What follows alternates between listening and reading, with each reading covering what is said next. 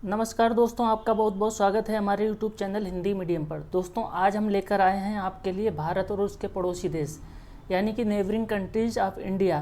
तो आज हम इन देशों के बारे में पढ़ेंगे। इन देशों की राजधानी, मुद्रा, यहाँ के राजनीतिक स्थिति के बारे में पढ़ेंगे और भारत के साथ इनके क्या संबंध रहे, संबंधों पर चर्चा करेंगे। तो देर ना करते हुए शुरू करते हैं।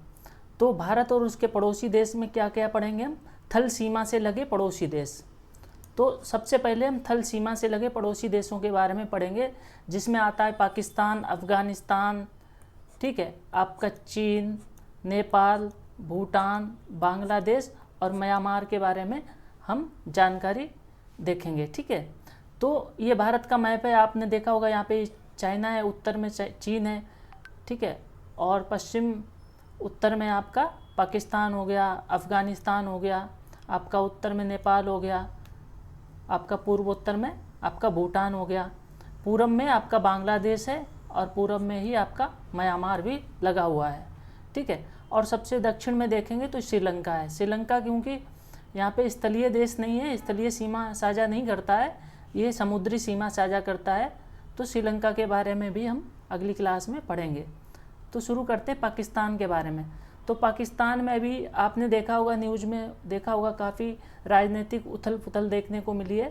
तो यहाँ के जो राष्ट्रपति हैं, राष्ट्रपति दिख रहे होंगे, डॉक्टर आरिफ अलवी यहाँ के राष्ट्रपति हैं। प्रधानमंत्री कौन है?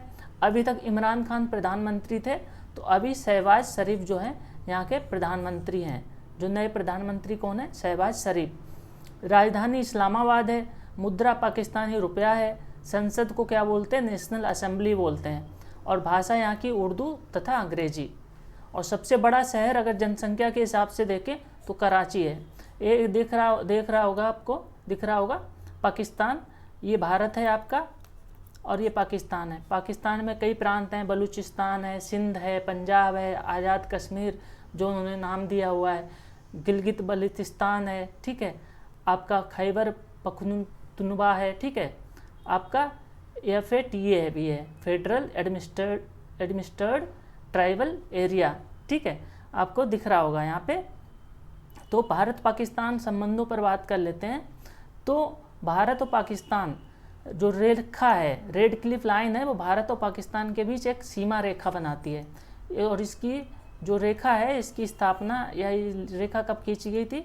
1947 में। ध्यान रखिएगा, जब भारत और पाकिस्तान का बंटवारा हुआ और ब्रिटिश हुकूमत से आज़ादी मिलने के बाद पाकिस्तान भारत से द्विराष्ट्र सिद्धांत पर अलग हुआ था।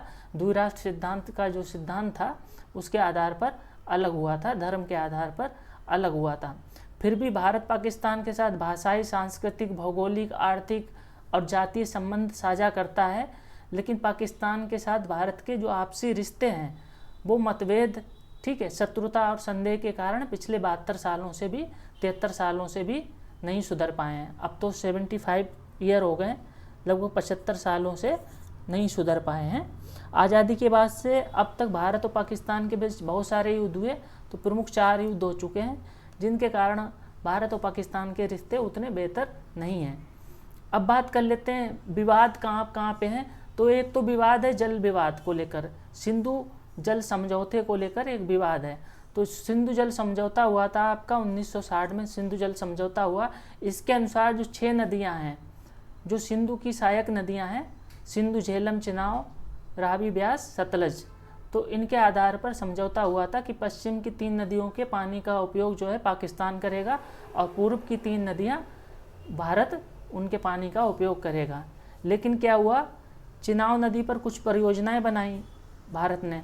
सिंधु, झेलम, चिनाब, ये 3 नदियां जो हैं जिनका पानी का 80% उपयोग कौन करेगा? पाकिस्तान, और 20% भारत। लेकिन चिनाब नदी पर कुछ परियोजनाएं बनाई और पाकिस्तान का आरोप है कि चिनाब नदी की जो सहायक नदी है, किशनगंगा परियोजना जो शुरू की गई है, उसके कारण क्या हुआ? सिंधु जल समझौते का उल्लंघन हुआ है और ये एक विवादास्पद विषय है, विवाद का विषय है। पाकिस्तान इस सिंधु जल समझौते के उल्लंघन मानता है। ठीक है, दूसरा विवाद क्या है? सर क्रीक को लेकर विवाद है। सर क्रीक खाड़ी क्या है? गुजरात और कच्छ, ठीक है, गुजरात के कच्छ और पाकिस्तान के सिंध की सीमा के पास है। ठीक है, पाकिस्तान का जो सिंध प्रांत है, हमने दिखाया था, पाकिस्तान का जो सिंध प्रांत है ये दिख रहा होगा आपका सिंध प्रांत है और यहीं पे आपका गुजरात है। तो गुजरात और सिंध प्रांत के बीच एक क्या है, एक सीमा है, ठीक है। तो दोनों देशों के बीच विवाद जो है कच्छ के रण में 96 किलोमीटर लंबे मुहाने को लेकर है, जो भारत के गुजरात और पाकिस्तान के सिंध प्रांत से अलग करता है, ठीक है। जो मुहाना है वो भारत के गुजरात को पाकिस्तान के सिंध प्रांत से अलग करता है। तो ये मुहाना जो है सर क्रीक, इसको लेकर भी विवाद उठता हुआ आया है, जिसके कारण भारत के पाकिस्तान के साथ व्यापारिक संबंध हो, चाहे राजनीतिक संबंध हो, चाहे खेल संबंध हो, सांस्कृतिक संबंध हो, वो स्थगित रहते हैं समय समय पर, ठीक है।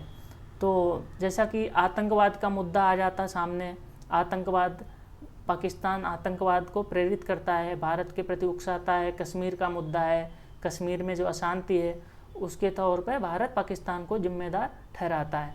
तो इस कारण से भारत और पाकिस्तान के बीच जो संबंध हैं वो उतने पुख्ता नहीं हैं, ठीक है। अब बात कर लेते हैं अफ़गानिस्तान की। तो अफ़गानिस्तान की बात कर लेते हैं। तो अफ़गानिस्तान में भी उठापटक हुई है, अभी राजनीतिक तौर पर उठापटक काफ़ी देखने को मिली है। तो यहाँ पे क्या है, अभी कोई प्रधानमंत्री या राष्ट्रपति नहीं है, यहाँ पे क्या है, supreme leader of Islamic emirate of Afghanistan. अब अफ़गानिस्तान का क्या नाम है, इस्लामिक एमिरेट ऑफ अफ़गानिस्तान, ठीक है, IEA, ये अफ़गानिस्तान का नया नाम है। तो यहाँ पे हिबतुल्लाह अखुंजादा, ठीक है, हिबतुल्लाह अखुंजादा जो हैं वो राजनीतिक प्रमुख हैं अफ़गानिस्तान के। और यहाँ की जो मुद्रा है वो कौन सी है, अफ़गानी है। राजधानी काबुल है आपकी। संसद को क्या बोलते हैं, शोरा बोलते हैं, याद रखिएगा, ये एग्जाम में पूछता है। संसद को शोरा बोलते हैं।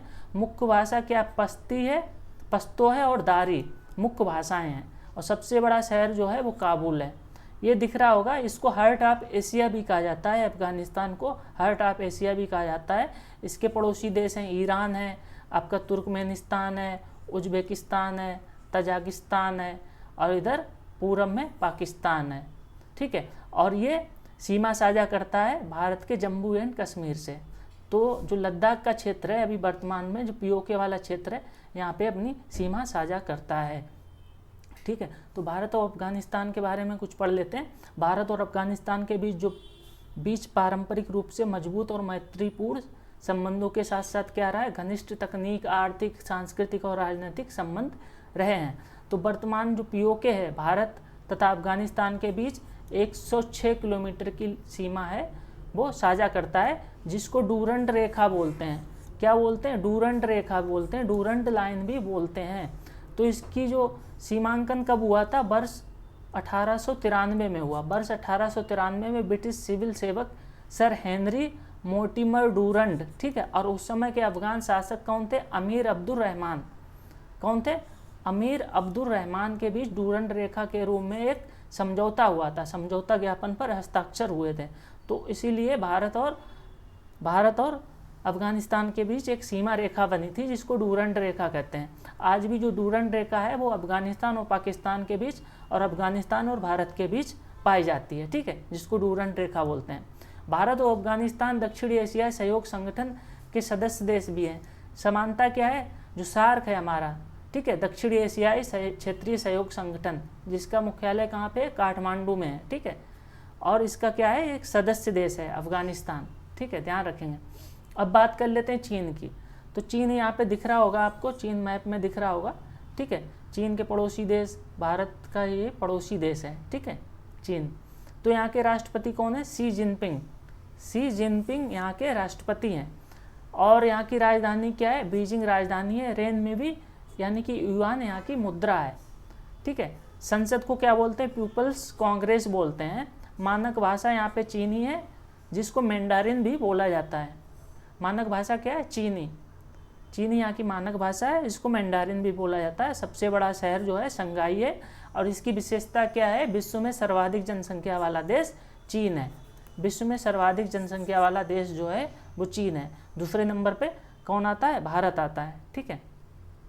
अब बात कर लेते हैं भारत और चीन के बीच संबंधों, जो राजनीतिक संबंध है वो 1 अप्रैल 1950 को शुरू हुए थे, ठीक है। इसी के साथ भारत ने क्या किया, पीपल्स रिपब्लिक ऑफ चाइना के साथ राजनीतिक संबंध स्थापित किए। और ये ऐसा करने वाला पहला गैर समाजवादी देश था। भारत ऐसा करने वाला पहला गैर समाजवादी देश था जिसने पीपल्स रिपब्लिक ऑफ चाइना को मान्यता दी। फिर 54 में क्या हुआ, नेहरू जी के टाइम पे 54 में क्या हुआ, दोनों देशों ने संयुक्त रूप से पंचशील सिद्धांत, ठीक है, की व्याख्या की और पंचशील सिद्धांत को अपनाया, जिसका मतलब था शांतिपूर्ण सह अस्तित्व के लिए 5 सिद्धांत। क्या था, शांतिपूर्ण सह अस्तित्व के लिए 5 सिद्धांत, इसकी व्याख्या की और इसको अपनाया। लेकिन क्या हुआ, कुछ समय बाद 1962 में भारत और चाइना के बीच एक युद्ध हुआ, ठीक है। चीन के बीच क्या हुआ, सीमा संघर्ष की शुरुआत हो जाती है, जिससे दोनों देशों के बीच जो संबंध थे उनको एक झटका लगा और अभी भी इस चीज़ से हम उबर नहीं पाए हैं, ठीक है। अभी भी भारत और चीन के जो संबंध है वो तनावपूर्ण रहते हैं, ठीक है। भारत और चीन के बीच युद्ध अभ्यास भी होता है, जिसको हैंड इन हैंड बोलते हैं। क्या बोलते हैं, हैंड इन हैंड युद्ध अभ्यास भारत चीन के साथ करता है, ठीक है, ध्यान रखिएगा, हैंड इन हैंड ये युद्ध अभ्यास हो गया। अब क्या होता, अब क्या बात करते हैं कि कुछ और विशेषताओं पे बात करते हैं। अमेरिका के बाद चीन भारत का दूसरा सबसे बड़ा व्यापारिक साझेदार देश है। कैसा है, पहले नंबर पे कौन है, अमेरिका है, दूसरा है चीन, भारत का जो सबसे बड़ा व्यापारिक साझेदार देश है। चीन और भारत महत्वपूर्ण व्यापारिक भागीदार हैं एवं द्विपक्षीय व्यापार वर्ष, ठीक है, 2022 में इनका जो व्यापार था वो कितना था, 136 बिलियन अमेरिकी डॉलर तक पहुंच गया था। कितना, 136 बिलियन अमेरिकी डॉलर तक व्यापार पहुंच गया था। अब बात कर लेते हैं, जो रेखा की बात कर लेते हैं, मैकमोहन रेखा, भारत और तिब्बत के बीच एक सीमा रेखा है मैकमोहन रेखा, और इसकी शुरुआत कब होती है, ठीक है, इसकी शुरुआत होती है 1914 में। भारत की तत्कालीन ब्रिटिश सरकार और तिब्बत के बीच एक शिमला समझौता होता है और उस शिमला समझौते के दौरान ये रेखा अस्तित्व में आती है।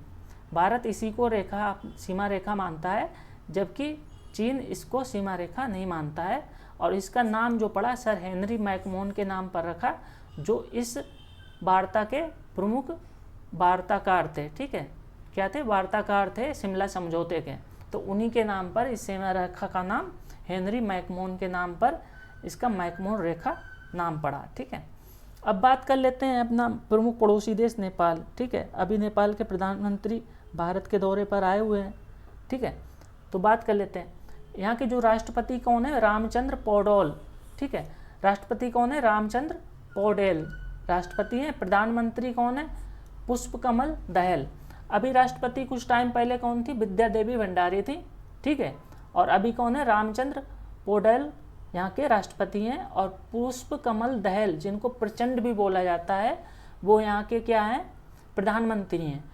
राजधानी क्या है, काठमांडू है। मुद्रा क्या है, नेपाली रुपया है। संसद को क्या बोलते हैं, राष्ट्रीय पंचायत बोलते हैं। राजभाषा यहाँ की नेपाली है। सबसे बड़ा शहर काठमांडू है। अब देखिए, नेपाल जो है भारत के कई राज्यों से सीमा रेखा बनाता है, ठीक है। ये एक लैंड लॉक्ड कंट्री है, यानी कि भू आबद्ध देश है, और ये 3 तरफ से भारत से घिरा हुआ है, चौथी तरफ से क्या है, चीन से घिरा हुआ देश है। तो यहाँ पे आप बात कर लें, सिक्किम है आपका, सिक्किम पश्चिम बंगाल, बिहार, उत्तर प्रदेश और उत्तराखंड से सीमा साझा करता है कौन, नेपाल। और उत्तर में सीमा साझा करता है तिब्बत से, ठीक है, तिब्बत से सीमा साझा करता है नेपाल, ठीक है। तो इसके बारे में पढ़ लेते हैं। भारत नेपाल शांति और मित्रता संधि कब हुई थी, 1950 में संधि हुई। दोनों देशों के बीच संबंधों का एक आधार है, ठीक है, जो शांति और मित्रता संधि 1950। नेपाल भारत के 5 राज्यों सिक्किम, पश्चिम बंगाल, ठीक है, सिक्किम, पश्चिम बंगाल, बिहार, उत्तर प्रदेश, उत्तराखंड के साथ 1870 किलोमीटर लंबी सीमा साझा करता है। छोटी मोटी सीमा साझा नहीं करता है, 1870 किलोमीटर लंबी सीमा साझा करता है। नेपाल एक भूआबद्ध देश होने के कारण 3 तरफ से भारत से घिरा हुआ है और एक तरफ से तिब्बत से अपनी सीमा साझा करता है, ध्यान रखिएगा। अब इसका प्रमुख क्यों है, इसका मतलब नेपाल भारत के लिए इतना प्रमुख क्यों है, क्योंकि भारतीय सेना की जो गोरखा रेजिमेंट का गठन है वो आंशिक रूप से नेपाल के पहाड़ी जिलों से भर्ती करके किया जाता है। जो गोरखा रेजिमेंट है, इसमें जो सैनिक होते हैं वो नेपाली सैनिक सबसे ज़्यादा होते हैं, तो नेपाल के पहाड़ी जिलों से इसकी भर्ती की जाती है। और प्रमुख बात क्या है, भारत वर्ष 2011 से हर साल नेपाल के साथ एक संयुक्त सैन्य अभ्यास करता आ रहा है जिसका नाम है सूर्य किरण। अगर एग्जाम में क्वेश्चन पूछा जाता है नेपाल और भारत के बीच सैन्य अभ्यास का नाम क्या है, तो सूर्य किरण जो युद्ध अभ्यास है वो नेपाल और भारत के बीच होता है। ठीक है, और क्या बात कर लेते हैं, भारत और नेपाल BBIN यानी कि बांग्लादेश, भूटान, भारत और Nepal, Bangladesh, Bhutan, India and Nepal. BIMSTEC हो गया, बहुउद्देशीय बहुक्षेत्रीय तकनीक और आर्थिक सहयोग के लिए बंगाल की खाड़ी पहल। ठीक है, गुटनिरपेक्ष आंदोलन हो गया, आपका सार्क हो गया, जैसे बहुपक्षीय मंचों को साझा करते हैं। ये दोनों देश जो हैं BBIN, बिम्स्टेक, गुटनिरपेक्ष आंदोलन, सार्क जैसे जो सहयोग संगठन है, ठीक है, बहुपक्षीय मंच हैं, इनको साझा करते हैं, दोनों देश इनके सदस्य हैं। ठीक है, ध्यान रखेंगे। अब कुछ प्रादेशिक विवाद भी रहते हैं, कुछ विवाद भी हैं भारत और नेपाल के संबंध में। एक तो काला पानी वाली जो सीमा का मुद्दा है वो प्रमुख चुनौतियों में से एक है। ठीक है, इन सीमाओं को वर्ष 1816 में अंग्रेजों द्वारा तय कर दिया गया था, फिर भी ये एक विवाद का मुद्दा है, इसके बारे में हम पढ़ेंगे। दोनों देशों में हिंदू तथा बौद्ध धर्म को मानने वाले लोग हैं, दोनों देशों में। नेपाल जो है हिंदू बहुल राष्ट्र है, ठीक है, बौद्ध धर्म भी है वहाँ पे। और यहाँ पे क्या, रामायण सर्किट योजना दोनों देशों के संबंधों का प्रतीक है। अब हम बात कर लेते हैं प्रादेशिक विवाद क्या है। तो भारत और नेपाल के बीच विवाद का कारण उत्तराखंड के घारचूला को लिपुलेख दर्रे से जोड़ती एक सड़क है। घारचूला को लिपुलेख दर्रे से जोड़ने वाली जो सड़क है, भारत उसका निर्माण कर रहा है। नेपाल का दावा है कि काला पानी के पास पड़ने वाला ये क्षेत्र नेपाल का हिस्सा है और भारत ने वार्ता किए बिना इस क्षेत्र में सड़क का निर्माण किया है। तो दोस्तों बात क्या है कि एक युद्ध हुआ था, आंग्ल नेपाली युद्ध, ठीक है, 1800 की शुरुआत में, ठीक है, 19वीं शताब्दी की शुरुआत में। इसके पश्चात क्या हुआ, 1816 में एक सुगौली की संधि होती है नेपाल और उस समय ब्रिटिश भारत के साथ, ब्रिटिश सरकार के साथ संधि होती है जिसको सुगौली की संधि कहते हैं। सुगौली की संधि में ये मान लिया गया था कि जो महाकाली नदी है, जो काली नदी है, ठीक है, काली नदी को नेपाल की पश्चिमी सीमा मान लिया गया था और इसको पश्चिमी सीमा के रूप में परिभाषित भी कर लिया गया था। और इसी चीज़ को लेकर, इसी सीमा को लेकर विवाद है, क्योंकि काली नदी की दो शाखाएं हैं, ठीक है, दो शाखाएं हैं। तो नेपाल मानता है कि जो पश्चिमी शाखा है वो सीमा है और भारत मानता है जो पूर्वी शाखा है, ठीक है, पूर्वी शाखा है वो सीमा है। ठीक है, तो ये वाला जो क्षेत्र है ये विवाद का क्षेत्र है बीच का। नेपाल इसको सीमा मानता है और भारत इसको सीमा मानता है। ठीक है, दो ट्रिब्यूटरीज हैं, ठीक है, दो सहायक नदियां हैं जो महाकाली नदी की सहायक नदियां हैं। ठीक है, और नेपाल इसको पश्चिमी को मानता है और भारत इसको पूर्वी सीमा को सीमा रेखा मानता है। ठीक है, ध्यान रखेंगे। तो ये बीच का जो त्रिकोण वाला क्षेत्र है ये हमारा क्या हो गया, विवादास्पद क्षेत्र है। अब बात कर लेते हैं भूटान की। तो भूटान के प्रधानमंत्री कौन है, लोटे शेरिंग। ठीक है, ये प्रधानमंत्री है और यहाँ पे क्या है, राजतंत्र है, राजनीतिक व्यवस्था है। ठीक है, लोकतांत्रिक राजतंत्र है यहाँ पे। तो जिग्मे खेसर नामग्याल वांगचुक यहाँ के राजा हैं। ठीक है, राजधानी क्या है, थिम्पू है। मुद्रा क्या है, नेगुलत्रम है। ठीक है, संसद क्या है, तो सोगडू जो है वो संसद है। राजभाषा क्या है, जोंखा या भूटानी। जोंखा या भूटानी जो है यहाँ की राजभाषा है और सबसे बड़ा शहर जो है वो थिम्पू है और थिम्पू यहाँ की राजधानी भी है। ठीक है, आपको दिख रहा होगा पूर्वोत्तर भारत में नेपाल जो भूटान है वो पड़ता है। ये कई राज्यों से सीमा साझा करता है। आपका अरुणाचल प्रदेश हो गया, सिक्किम हो गया और आसाम के साथ सीमा साझा करता है। और ये तीन तरफ से भारत से घिरा हुआ है और उत्तरी तरफ से किससे घिरा हुआ है, तिब्बत से। ये भी एक भूआबद्ध देश है। तो भारत और भूटान के बीच संबंधों पर बात कर लेते हैं। संबंध क्या है, भारत, ठीक है, भूटान भारत और चीन के साथ अपनी सीमाएं साझा करता है। ठीक है, और इसकी सामरिक स्थिति भारत के सुरक्षा हितों के लिए महत्वपूर्ण बफर स्टेट के रूप में बनाती है। दोस्तों बफर स्टेट क्या होते हैं, दो शक्तिशाली देशों के बीच अगर कोई क्षेत्र होता है, कोई क्षेत्र या देश होता है जो उन्हें आपसी टकराव, सीधे सीधे टकराव से बचाता है, उसको बफर स्टेट बोलते हैं। तो क्योंकि भूटान बीच में है और चीन और भारत के बीच में भूटान पड़ जाता है, इसलिए उनका आमना सामना नहीं हो पाता भारत और चीन का, और ये बीच का जो क्षेत्र है इसी को बफर स्टेट का दर्जा दिया जाता है। ठीक है, तो भारत और भूटान प्रबल सांस्कृतिक संबंध भी साझा करते हैं, जहाँ भूटान एक प्रमुख बौद्ध देश के रूप में भारत से सांस्कृतिक अनन्यता रखता है, एक बौद्ध देश है। भारत भूटान का सबसे बड़ा व्यापारिक भागीदार है। भूटान के लिए भारत जो है वो सबसे बड़ा व्यापारिक भागीदार है, और इसका प्रमुख निर्यात गंतव्य कौन है? भारत ही है। ठीक है, भूटान दुनिया के उन देशों में से है जिन्होंने क्या हुआ, कार्बन तटस्थ यानी कि कार्बन न्यूट्रल रहने का संकल्प लिया है। भूटान में क्या होता है कि उन्होंने अपने पर्यावरण के लिए काफ़ी काम किया है, और वो कार्बन तटस्थ रहने का उन्होंने संकल्प लिया है। इसीलिए भारत के लिए इस लक्ष्य की प्राप्ति के लिए भारत इसमें भूटान की मदद भी कर रहा है, सहायता भी कर रहा है, एक प्रमुख भागीदार के रूप में उभर कर सामने आया है। तो भारत ने यानी कि जो भूटान है, भूटान कैसा है? कार्बन तटस्थ देश है, यानी कि कार्बन न्यूट्रल देश है। ठीक है, ध्यान रखेंगे। अब भारत और भूटान और बात कर लेते हैं। तो भारत और भूटान के बीच जो सीमा रेखा की लंबाई है वो 699 किलोमीटर की सीमा रेखा है। ठीक है, जो व्यापक रूप से शांतिपूर्ण रही है, हमेशा यहाँ पे शांतिपूर्ण ढंग से ही काम होता है, शांतिपूर्ण रही है। ठीक है, भारत भूटान का सबसे बड़ा व्यापारिक भागीदार है। भारत भूटान के लिए क्या है? सबसे बड़ा व्यापारिक भागीदार है, जो भूटान के कुल आयात निर्यात में 80% से अधिक की भागीदारी रखता है। ध्यान रखिएगा, 80% से अधिक भागीदारी भी रखता है।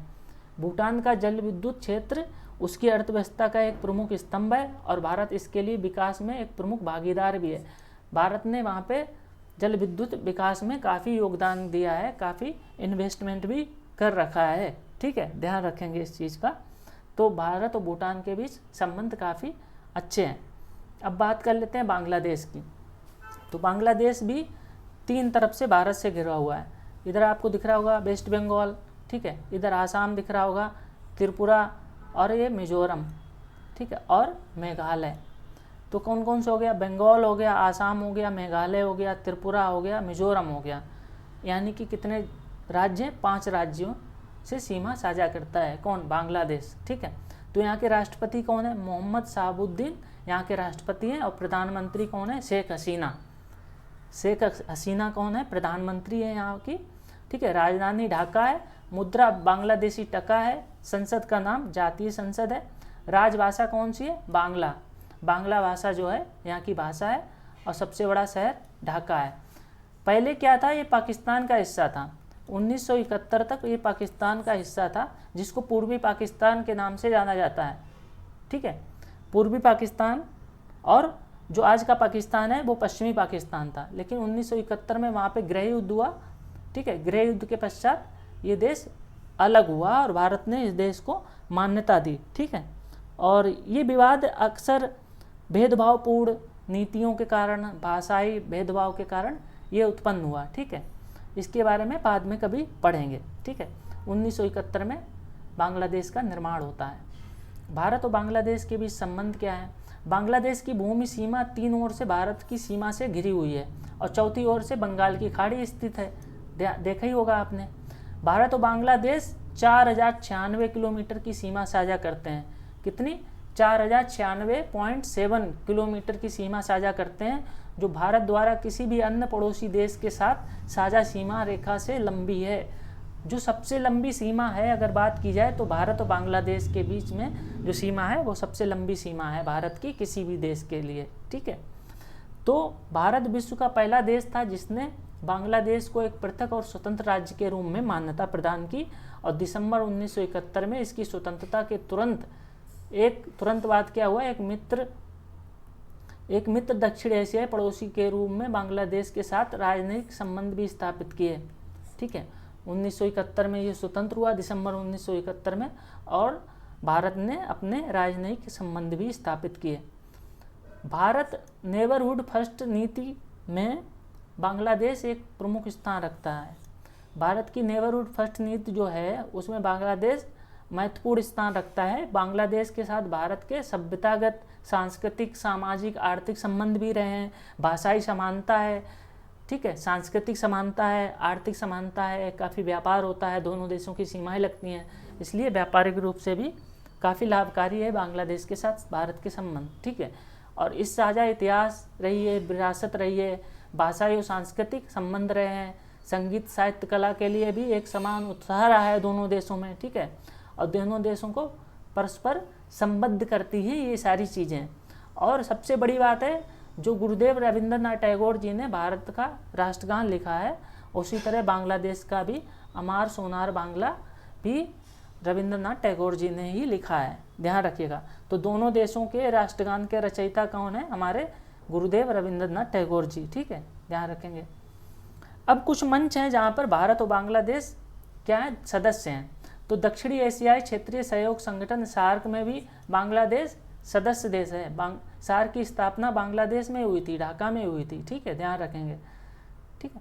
बहुक्षेत्रीय तकनीक और आर्थिक सहयोग के लिए बंगाल की खाड़ी पहल यानी कि बिम्स्टेक का भी सदस्य है कौन? बांग्लादेश, ठीक है। बहुउद्देशीय तकनीक और आर्थिक सहयोग के लिए बंगाल की खाड़ी पहल यानी कि जिसको bay of Bengal initiative for multi sectoral technical and economic cooperation बोलते हैं, ठीक है। क्षेत्रीय सहयोग के लिए हिंद महासागर रिम एसोसिएशन, ठीक है, इसका भी सदस्य राष्ट्र है कौन? बांग्लादेश और भारत दोनों इनके सदस्य राष्ट्र हैं। तो यहाँ पर ये मंच साझा करते हैं, क्या करते हैं? मंच साझा करते हैं 3 जगह पे, ठीक है। अब बात कर लेते हैं हमारा आखिरी देश कौन सा? म्यांमार है। म्यांमार में अभी तख्ता पलट हुआ था कई साल पहले, ठीक है। पहले आंग सान सू की वहाँ के प्रधानमंत्री थी, ठीक है, राष्ट्रपति थी। अभी वहाँ पे सेना के कब्जा है, ठीक है। तो वहाँ के प्रधानमंत्री कौन है? मिन आंग हलिंग जो सैन्य तानाशाह हैं। कौन है? मिंग आंग हलिंग सैन्य तानाशाह हैं, ठीक है, ध्यान रखिएगा।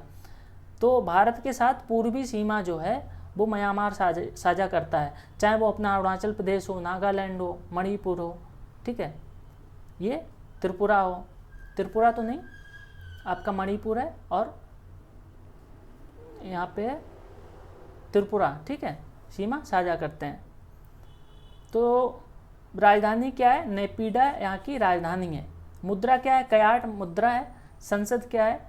पिथु हलुत्तो यहाँ की संसद है। राजभाषा क्या है? बर्मी है। और सबसे बड़ा शहर यांगून दिख रहा होगा, ये नेपिडा है, यहाँ की राजधानी है। और ये मांडले है। मांडले की इतिहास में काफ़ी चर्चा है। मांडले में जेल थी, अंग्रेज भारतीयों को पकड़ पकड़ के मांडले जेल भेज दिया करते थे। जो हमारे बाल गंगाधर तिलक जी भी थे, वो भी 6 साल की कैद की सज़ा मांडले जेल में गुजार के आए थे, ठीक है। तो मांडले, नेपिडा और यंगून, ये 3 शहर याद रखिएगा, ठीक है। अब बात कर लेते हैं भारत और म्यांमार के बीच संबंध। तो भारत और म्यांमार के संबंधों की आधिकारिक शुरुआत कब होती है? 1951 की मैत्री संधि पर हस्ताक्षर किए जाने के बाद, ठीक है।